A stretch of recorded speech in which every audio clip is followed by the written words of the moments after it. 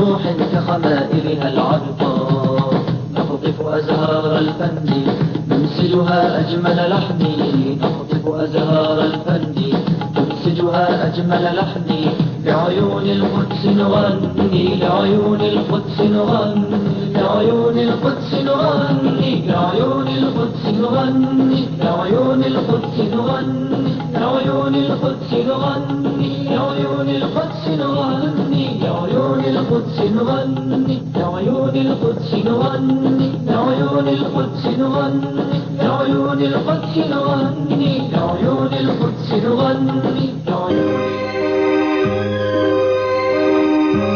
Radio 786, 100.4 FM stereo, the station that gets you thinking, listening and talking.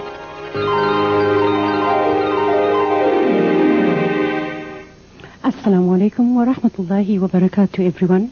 The time is now 9:29 and it's time for our panel discussion this evening. And tonight's live telephone link-ups for the panel discussion, the topic Israel, past, present and future, is sponsored by Dr. Correlay. Night surgery open from 8 p.m. to 11:30 p.m. from Monday to Sunday, 42 Biscouten Road in Gleamore. Athlone, telephone 696-7123. Ascot Motors, your tyre, mag and battery discounters, New Ottery Road in Ottery.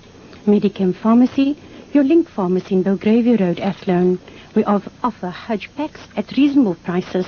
Phone 6967-557. And in Sheikh's Exotics, Blomfley Road in Lansdowne, telephone 692-1354. So those are the people who made this link up possible for us this evening. And to host this panel discussion is our brother Aziz Kader. Assalamu alaikum wa rahmatullahi wa barakatuh. Wa alaikum assalam wa rahmatullahi wa barakatuh. I would like to greet the listeners. Assalamu alaikum wa rahmatullahi wa barakatuh. Bismillahir rahmanir rahim. Rabbi shrah li sadri wa yassir li amri wahlul uqdatan min lisani yafqahu qawli. I welcome the listeners to our panel discussion this evening on Israel, past, present and future. And I would like to say to the listeners that the Zionist state of Israel exists for almost 50 years. A state which has seen since its inception countless wars, severe violence and brutality, mass dislocation of people, and a state whose existence has caused a lot of destabilization in an entire region and whose internal politics invariably has international repercussions.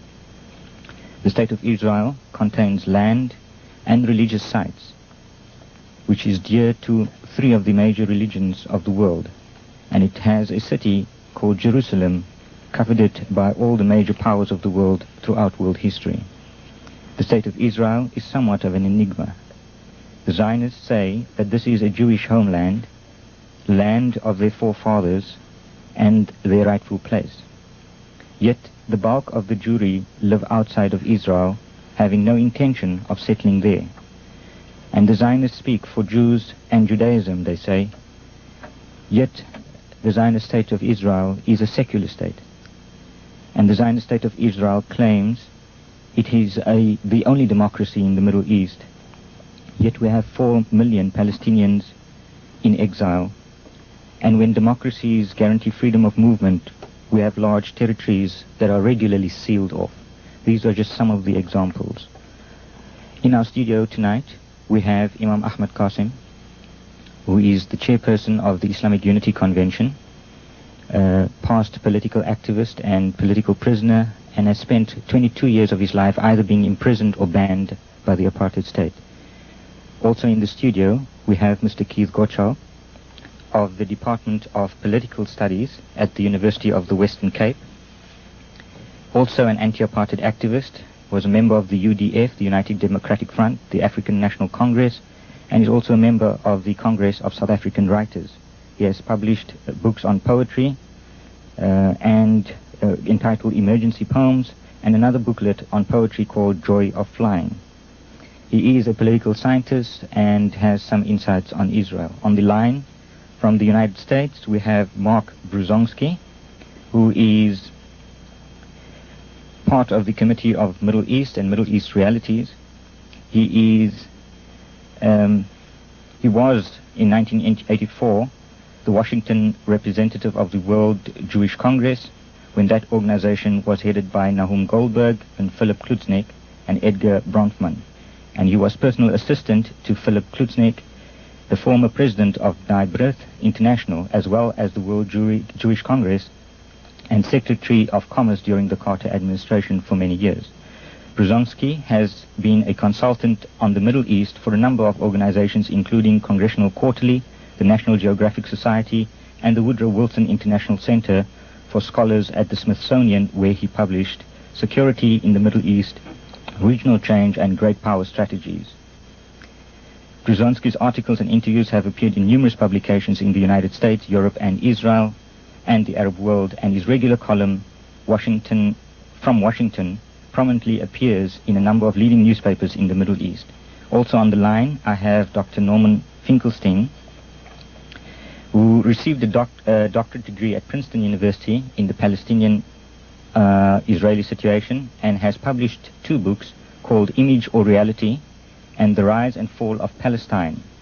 He has lived and worked in the West Bank every summer for a number of years, and also works for Middle Eastern realities. And on the line from the United Kingdom, we have Imam Al-Asi, a regular panelist to Radio 786 panel programs, and he is fairly well known to the listeners in South Africa. I greet you all and I welcome you all. Assalamu alaikum, good evening and good afternoon. Thank you, good evening. Wa alaikum salam. Yes, and thank you very much for inviting me. This is Mark in Washington. Dr. Norman, are you there? Yes, I'm here. Thank you very much. The first question I'd like to ask, possibly of you, Mark, are you there? Yes, I am. All right. Is the State of Israel founded on Judaism or Zionism, and is there a difference? Well, actually, after just a short comment, I think Norman's more qualified to answer this one. It's more a theological and historical question, but, you know, you can't think of modern-day Israel without remembering the Holocaust. You've got to remember the state of the Jewish world just 50 years ago. A world that was powerless, a world that had just suffered the traumas of the Holocaust, a world that the refugees from Europe had nowhere to go, and they were being put in detention camps by the British and turned away from the shores of North America.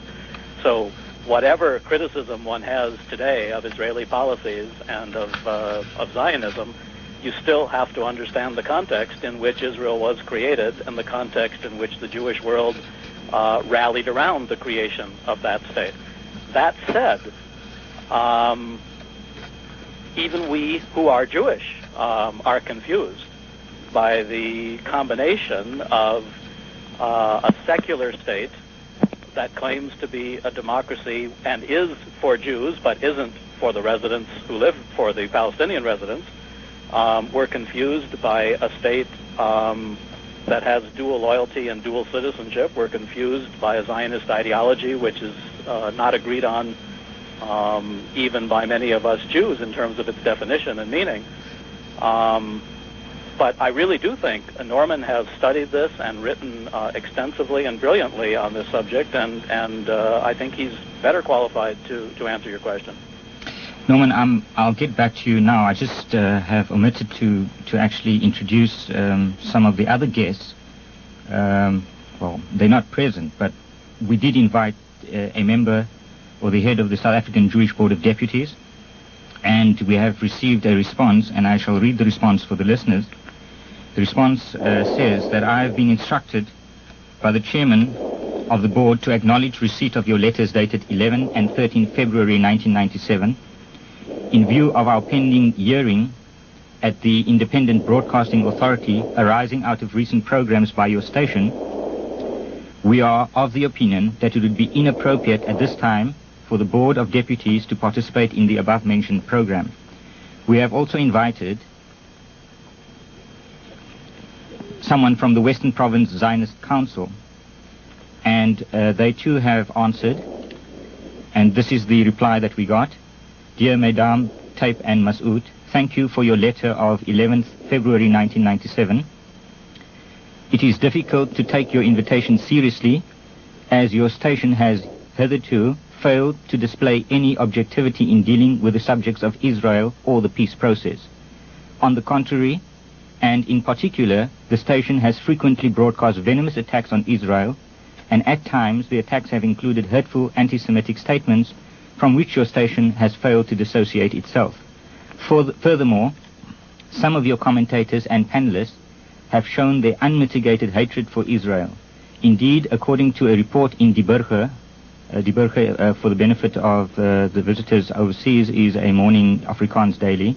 One of them, to whom your station often turns for guidance, made a speech at a demonstration in the city last Friday calling for nothing less than the destruction of Israel. When your station has manifested a sincere desire to achieve objectivity and balance and to avoid causing offense to our community, such an invitation will be favorably considered. We have also invited the ambassador to Israel, and we have not been able to get him online. He has indicated last week sometime that he would be interested, and so far there's been no response. Norman, can Hi, you come? how are you? Yes, thank you.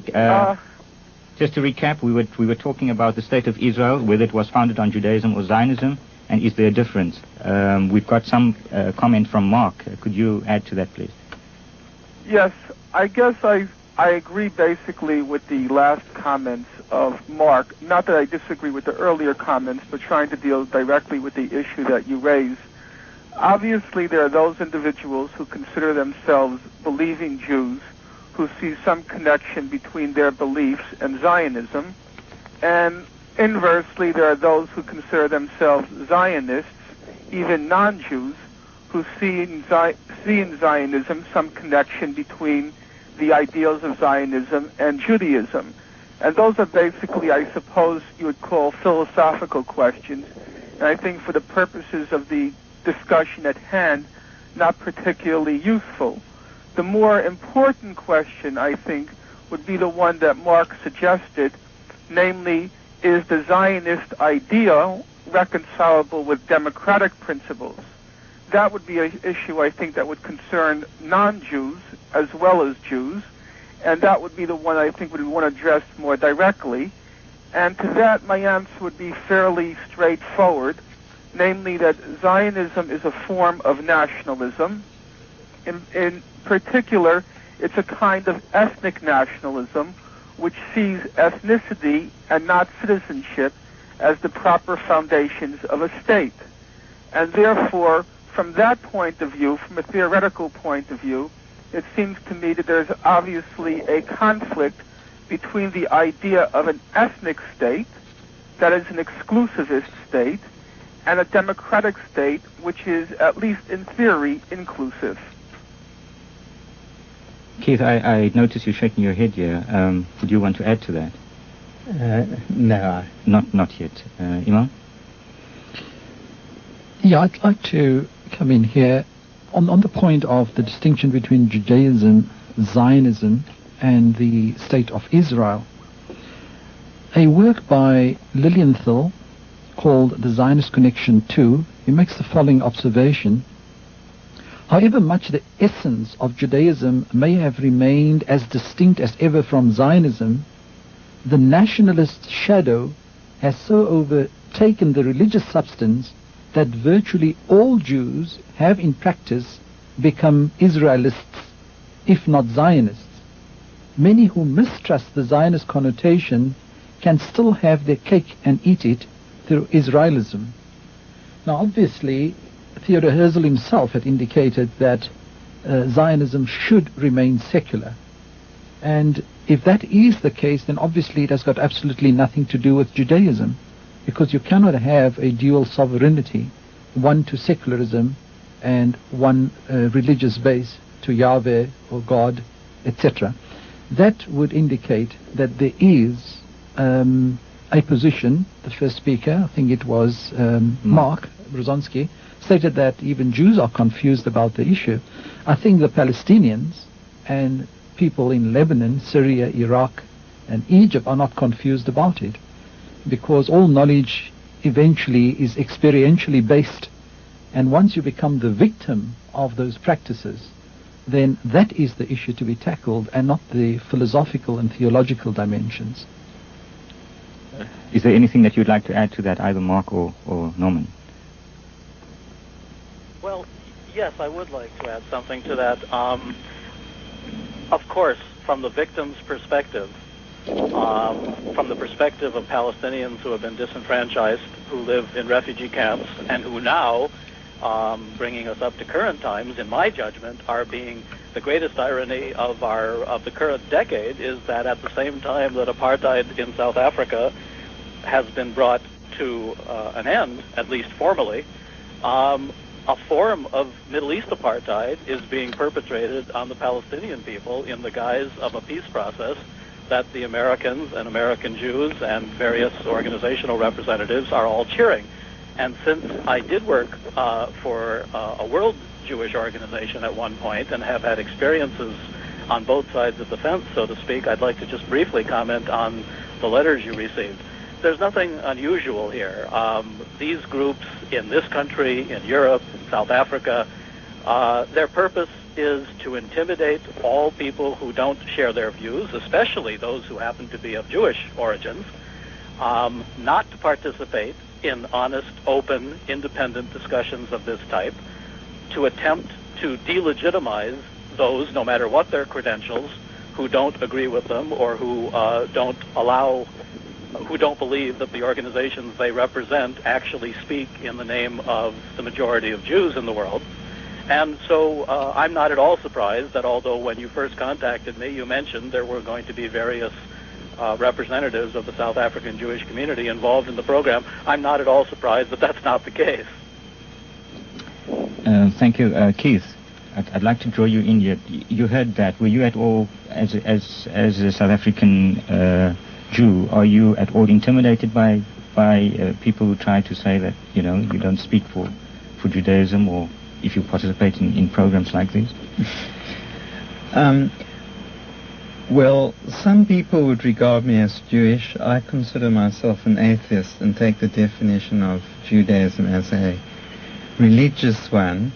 It certainly was very unpleasant for those who were criticizing Zionism of Israel in the pre-1990 South Africa, where all the daily media backed one side but not the other, and it was a routine Zionist tactic to smear as anti-Semitic anyone who either criticized the Israeli government or Zionism.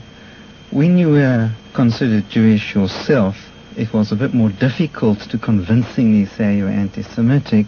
So the standard smear then was, well, you must be mentally insane, you are filled with self-hatred.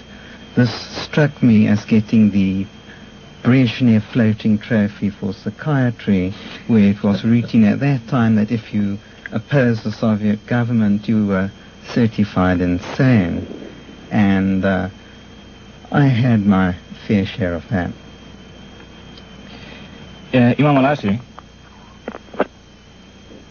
Imam Al-Asri, are you there? Yes, I'm here. Okay, just another question quickly, and I want you to kick this one off before we go around to the other panelists. Would you consider that criticism of Zionism to be also criticism of Judaism, speaking from an Islamic context perhaps, or is it the criticism of the political philosophy? Well, the issue of Zionism is one area that in the public mind hasn't been very well developed. And I think knowing Radio 786 and knowing to some degree the activities in South Africa, I think because there has been some type of effort in trying to crystallize in your own mind, in the public mind over there, what Zionism is all about. That's probably the major reason why right now you're under all of this tremendous litigation and pressure that you find yourself in. It's almost one of the most impossible things to do, to educate the public in the developed. And I know Mark and I know Norman, although Norman may not know me that well. But I've heard both of them speak. I have to say in all honesty that I've realized that there are some individuals who come from the Jewish background and context who can be bona fide opponents of Zionism. So that should dispel, at least in the Muslim public mind, the notion that we have to or broadside everyone and say just because they're Jews, they are not capable of opposing Zionism, at least in the theoretical sense. But the area is, unfortunately, these are faint voices in the larger world of reality that all of us are exposed to, especially when reality turns into a brutal military machine that is raining terror from the skies on innocent individuals in bouts of war almost every decade for the past 5 decades. A Zionism that has managed to lodge its influence deep down inside the primary decision-making capitals of the world, especially in Washington, D.C. right now. Clinton is probably the most supportive president of Zionism that the United States has ever had. We don't know if someone can compete with him in a coming administration or not. But I don't want to go far out on this. I want to return to the original area, and that is the ambiguity in which Zionism manages to camouflage itself. It is convenient at times to present Zionism with a Jewish argument and thereby mobilize Jewish public opinion in support of the State of Israel. Sometimes Zionism finds itself into pulpits, many pulpits in churches in the Western world, and somehow, in order to be a very pious and evangelical Christian, you have to support the return of the Jewish people to Israel, and this Israel is the one that is defined by Zionism. And in the process, the fact is overlooked that Zionism is a creature of European history, a form of nationalism, as much as guilty as all other types of nationalism in the Middle East. In this regard, our Jewish friends have shown a failure at trying to understand how Muslims throughout the Middle East are trying to get rid of the scourge of nationalism in their own homes, in their own homelands, as well as getting rid of it in Palestine. This is one area that hasn't been developed. It would serve the purposes of all peoples in the Middle East as well as in the world to try to come out and purge the frictional notion of nationalism that is exclusive. Zionism works just like it's supposed to work. Nationalism is supposed to exclude others by definition, and such is the case with Arab nationalism, etc. And this has become, Judaism has become incarcerated because of the faint voices of those who oppose Zionism after they identify what it is and are familiar with what it has done. There hasn't been enough movement that has been generated in the Middle East, in the context of the Muslims and in the context of the Jews, to see that Zionism or that nationalism, whatever configuration it has brought about all of these tensions that have rendered a Palestinian against an Israeli, an Arab against a Hebrew, and even when Islam and Judaism become subservient to their own local nationalisms, have polarized Judaism and Islam. If we can just take a step out of this and see the damage that was done, and what I mean by this, it is serious damage because we find that the supporters of Zionism have become also supporters of the Arab nation-state system in the Middle East. You remember, just 20 years ago, the Arab nation-states were the mortal enemies of the Israeli nation-state. But all of a sudden, in let's the just keep process, we'll skip it there for the time being. I mean, I want to actually get back to either Mark or Norman. Do you, besides the fact that you're looking at the problem of Zionism in relation to democracy and so forth, do you actually accept the state of Israel as it stands there, Norman? Look, my own view on the topic is not easily summarized in a few words. I don't like, to address formulations like do you accept the state of Israel as it is, because those formulations tend to pigeonhole you in one category or another. So just allow me a couple of minutes.